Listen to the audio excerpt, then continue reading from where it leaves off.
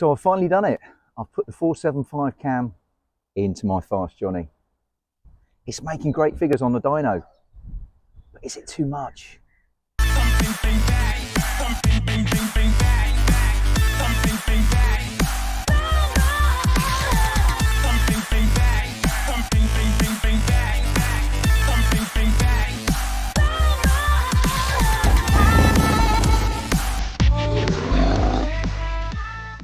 So if you've been watching some of my previous videos, you'll know that I bought the Lowrider ST with the idea of potentially just going down to one bike.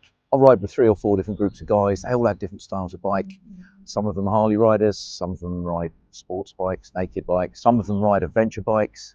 It's just a real mix. However, over the past few years, I've owned 2, sometimes 3 bikes at a time, and it gets really expensive. Now, when I first test rode the Lowrider ST, I was really impressed. And I started to think, is this the bike that could do everything for me? So I went out for a few rides, and to be honest with you, everything was going pretty well, but it was still a little bit down on power. So I started doing research into cam upgrades.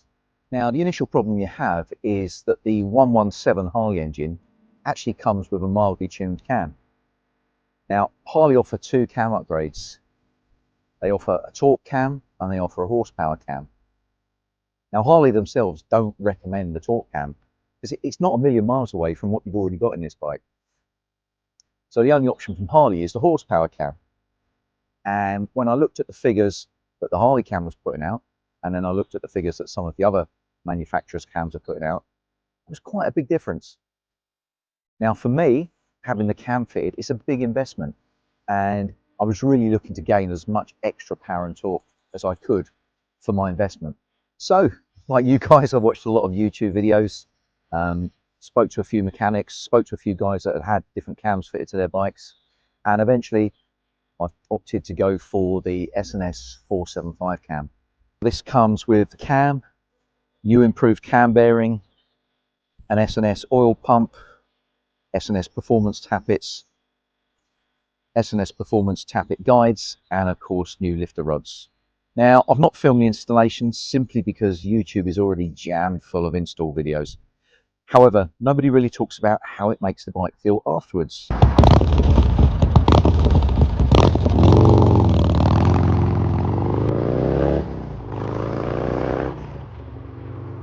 And I must warn you, the bike feels completely different. So I had all the work carried out at Watford Harley-Davidson, and when I went to pick the bike up, everything was running fine. Took it for a spin, and straight away you could really feel the difference. You could feel the extra power there. Now, the bike was running on a downloaded map. It was fairly clean at the top end, but at the lower end, obviously this is quite a high lift cam, and at the lower end it just felt very lumpy. So I'd already got it booked in for a dyno tune, so I took it up to Dave Woods Racing. Dave is a dyno tuner up in Buckingham here in the UK. Now, some of you may remember Dave. He won the British Superbike Privateer Cup in 2003. He then went on to win the KTM 990 Super Duke Cup in 2008, and then the KTM RC8 Cup in 2009. His son Dave Jr. also went into racing and won the Desmo Dew Championship on his Ducati. So these guys know a thing or two about bikes. Now their racing careers are behind them. Dave and Jr. run this successful garage specialising in dyno tuning.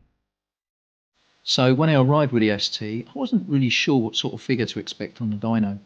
The bike clearly had more power than standard, but felt hesitant at certain revs. In stock trim, these bikes make around 105 bhp and 125 foot-pounds of torque.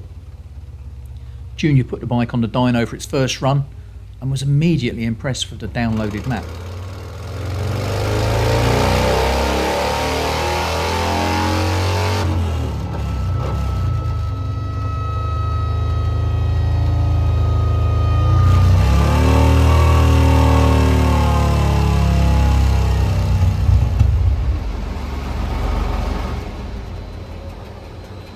Okay. My first power run with 124 horsepower wheel. What again? And 140 foot-pounds torque. That's pretty impressive for a first run. Say that again. So it's 124 horsepower Yeah. and 140 foot-pounds of torque. So the part throttle fueling is quite lean when you're sort of cruising through town and anywhere you're cruising. It feels really hesitant. Yeah. When you go full load, the fueling's not terrible. It goes a little bit rich in areas, a little bit lean, but your main is that when you're sort of riding it normally. Lovely. It goes quite lean. Fantastic. No, we'll get some good Lovely. gains out of that. Not bad figures to start with. Not bad at all, no. After a few hours, David completely smoothed out the low end and found a few extra ponies at the top as well. Finally, producing an amazing 126 horsepower and 144 pounds of torque. That's a massive 20% increase in horsepower and 15% increase in torque. And that's just from a 475 cam.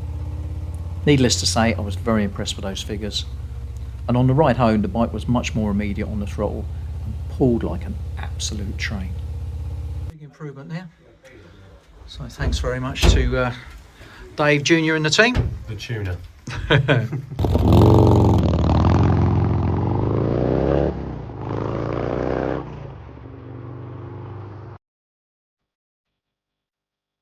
But there's got to be a downside, right?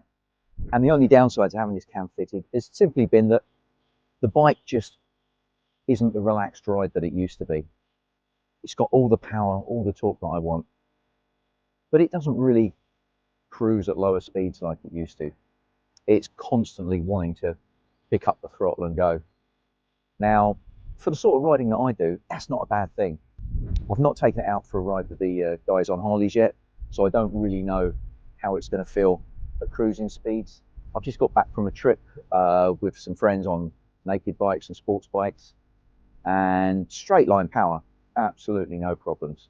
Stayed with them all the way. The only issues are when you come to junctions, roundabouts, when you've got to start slowing the bike down, all of a sudden you realise that you're actually still on a bike that weighs about 100 kilos more than theirs does. Now, the suspension on this bike, the brakes, they've all coped really, really well, but ultimately it's never going to be a sports bike.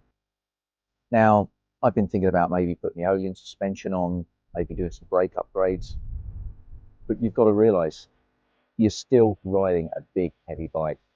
So you really need to think seriously about what it is you're trying to achieve and whether it's actually really possible. Now, another issue with the bike may be the noise coming out of this exhaust. I had this Bassani Road Rage exhaust fitted when I bought the bike, when it was still at stage 1, and yeah, it was loud, but it was a nice noise. It wasn't excessive. Now that I've had the 475 cam fitted, what I didn't realise is there's quite a lot of overlap on the valves, and it just releases a lot more noise from the bike. Personally, I really like the noise. I'm just not sure everybody else is going to like it. So potentially I might have to look at doing something with that in the future. I think we'll just have to see how my neighbour's got on with it.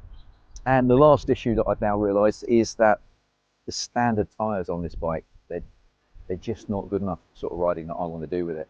Now, if you're riding the bike with the standard engine and you're cruising around with your Harley friends, they're fine, they're absolutely fine, no issues. But as I say, now the bike is going faster, I'm accelerating faster, I'm having to slow down faster. There's just not quite the grip that I'm looking for. So again, I'll potentially be looking to upgrade the tyres at some point. Okay, so let's talk about the cost of all this. So my local dealer got me a 20% discount on the S&S kit. So that came out at £1,759, including VAT. They also took 20% off of the labour, and that was a carry-on from their winter offer. So they've charged me for 6 hours labour, and that came out at £576. So that brings us to a grand total of £2,335.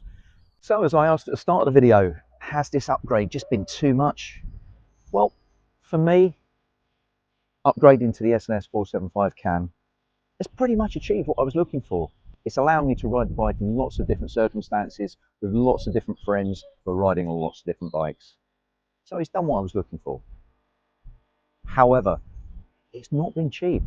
I've had to pay roughly about £100 for every extra horsepower that we found out of this engine. Now, for me personally, this exercise wasn't about horsepower. It was about making the bike more versatile, and it's done exactly that. Now, if you only ever ride with Harley guys, out with the whole group, whatever, then potentially I'd say leave the bike standard, or maybe just go for a milder cam. If you're just cruising around normal speeds, this bike as standard has got more than enough power. If you're looking for a little boost, yeah, maybe go for the Harley-Davidson horsepower cam, maybe go for another brand, but a milder cam. If you go for 475 cam that I've gone for, it really does change the character of the bike. It's what I was looking for, it may not be what you need. Now what I'd suggest is, if you can, find out if your dealer has got a bike with a cam in it, just so you can feel the kind of difference in the power and the torque, or potentially maybe a friend or one of the guys in one of the Harley groups that have got a bike that he's happy to maybe lend you for an hour or two. Having this work done, it's been a big investment. It does change the bike drastically. So I think it's something you've got to consider quite carefully. So thanks very much for watching the video today. As per usual, if you've enjoyed the video, give us a thumbs up, please like and subscribe, and we'll catch you next time on Sweet Rides.